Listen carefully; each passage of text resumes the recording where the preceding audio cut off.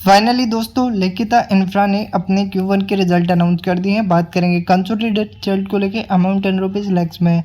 सबसे पहले रेवेन्यू देखोगे 122 करोड़, प्रीवियस क्वार्टर में 135 करोड़ और प्रीवियस ईयर के क्वार्टर में 125 करोड़ का रेवेन्यू रहा। क्वार्टरली और ईयरली बेसिस पर रेवेन्यू में गिरावट है। टोटल रेवेन्यू भी आप देखोगे वहाँ से भी हमें क्वार्टरली और ईयरली बेसिस पर गिरावट है और टोटल इनकम में भी क्वार्टरली और ईयरली बेसिस पर गिरावट थी, क्योंकि रेवेन्यू में हमें गिरावट देखने को मिली।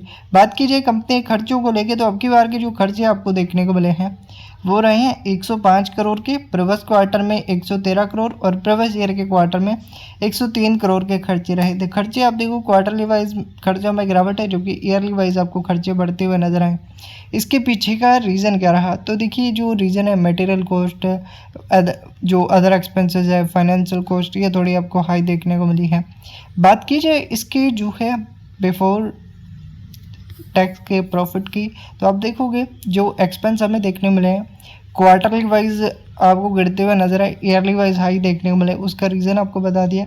अब आप देखोगे प्रॉफिट बिफोर टैक्स, तो जो 18 करोड़ के प्रीवियस क्वार्टर में 23 करोड़ और प्रीवियस ईयर के क्वार्टर में 23 करोड़ के करीब आपको जो है प्रॉफिट देखने को मिला।